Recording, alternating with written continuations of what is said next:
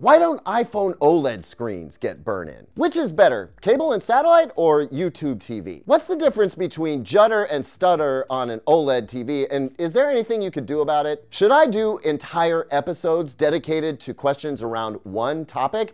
I need you to weigh in. All that and more coming right up.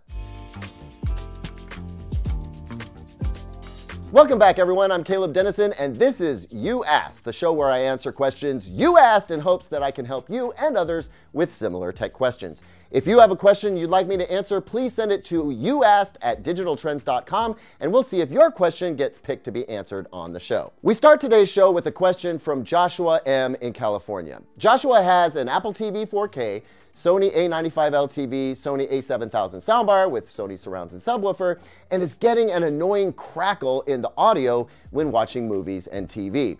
They tried new AudioQuest HDMI cables and moving those cables away from power sources just in case it was interference, but to no avail. They said they saw on a forum this was a known issue, and they wonder if I've heard about it from others and if I know of a fix. Thanks for your question, Joshua. I have not heard of this specific issue, but that doesn't mean anything, all right? It also doesn't mean that the Apple TV 4K is necessarily to blame just because others have reported it, but it does sound suspicious, doesn't it? Anytime we're troubleshooting, the key is to identify with as much certainty as possible the culprit. Is it Colonel Mustard in the library with the candlestick? Y'all get that reference, or did I just date myself? So the first thing I'd do in this case is pull the Apple TV 4K out of the equation. Put another source, anything with an HDMI output, on the same HDMI cable your Apple TV currently uses. Ideally, this would be a Roku box, Fire TV Cube, Blu-ray player, game console, and if you don't have something like that, they're pretty cheap on Amazon and you can always return it, but don't tell them I told you to do that. If the crackle goes away, it's likely something to do with the Apple TV 4K's digital audio output stage, and unless it's under warranty, I'm sorry to say you'll probably need to get a new one. If the crackle continues, it's not the Apple TV, and we need to go further down the line. I would say if you're running the Apple TV to the TV and then the audio from the TV down to the soundbar, take the TV out of the loop and run the Apple TV straight to the soundbar. Did that do the trick? Well, then it could be the TV or a setting in the TV. If that did not solve the problem, then the soundbar is the one left holding the candlestick. When you get crackling audio over HDMI, that's often a sign that the digital audio signal is degraded somehow. It could be the clock in the Apple TV.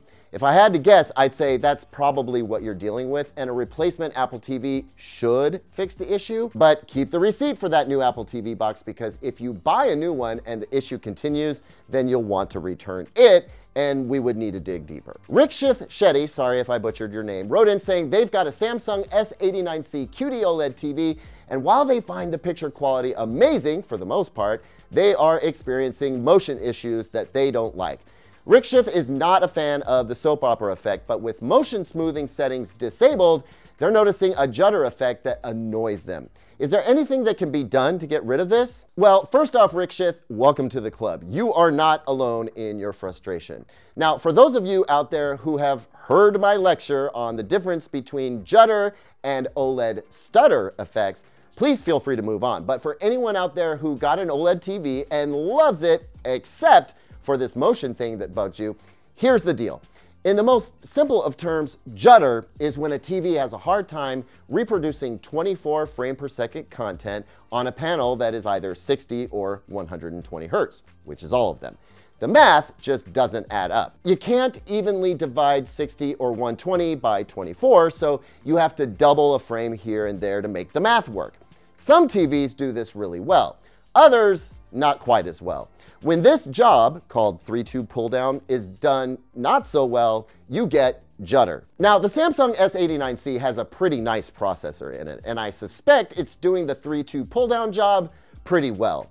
You could be experiencing some judder, but more likely what's bothering you is actually stutter, or it's what I'm calling stutter, and I'm just trying to take the whole industry with me on this or something.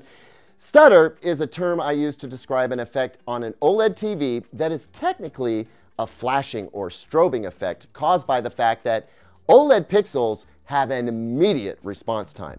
When they switch on and off, they do so lightning fast. And that super fast on and off of the pixels can create what looks like stuttering video, especially during slow panning shots, which is also when Judder starts showing up, and that's why they get confused for each other. The fix for this is going to be some motion smoothing, but the slider that usually tamps down on it in the motion smoothing settings area of the TV is usually attributed to de-blur, not de-judder. Gets kind of confusing, right? If you're able to set de-judder and de-blur strength independently, like usually on a scale of 1 to 10, try 1, 2, or 3 clicks and see if that helps enough without introducing soap opera effect for you. If you turn off motion smoothing entirely, I'm afraid you're going to continue seeing that stutter on any 24 FPS cinematic content. This is one of the reasons movie buffs tend to like Sony OLEDs and are growing on LG OLEDs too, because they each have cinematic movement settings that apply just enough smoothing to make the image look clean, but not enough to introduce soap opera effect. At Demlock Crew writes, why are we not seeing burn-in on iPhones with OLED screens? Well, there are a combination of reasons. First, Apple puts protections in place. Your phone goes to sleep when you're not using it, and even the always-on display is super low brightness. Second, even though you can defeat this, the brightness of the screen by default is adjusted based on ambient brightness. So it's only operating at its brightest when you're outdoors in sunny conditions. But even if you had your iPhone on full blast brightness at all times, 3, most folks don't use their phones like they do their TVs. The content on the screen is constantly changing on an iPhone. When you watch a movie or show on your screen, it's for a few hours at a time. The factors that cause burn-in just don't happen on most folks' phones. Now, could you force burn-in? Absolutely. You'd have to go way out of your way to do it. You'd need to watch content with a static element on it. Let's just say you figured out a way to play CNN on your phone for about 8 hours a day on full blast brightness without interruption. Then yeah, in a few months, you would eventually see some burn-in. It's just a matter of physics. Consistently intense display demands over a prolonged period of time will cause burn-in on an OLED display device, whether it fits in the palm of your hand or takes up most of your wall. Edgar Garcia writes in saying they want the best possible picture quality when watching live TV on their OLED TV, mostly sports broadcasts, and they've been using YouTube TV, but they're wondering if they should switch to cable or satellite. Well, Edgar, if you hadn't said that picture quality was the only consideration, I'd have said sticking with YouTube TV is a no-brainer because it offers better features and a better user interface and user experience, in my opinion, than most, if not all, cable and satellite companies. YouTube TV has been working on a lot lately. They're reducing broadcast delays, they offer multi-view where you can watch more than one channel at once, and they're rolling out a new enhanced 1080p stream for more and more channels. I can also say, purely anecdotally, that I use YouTube TV quite a bit these days, and I'm pretty impressed with the picture quality, at least when the source signal is good. For example, I watched the Masters tournament recently, and it looked great.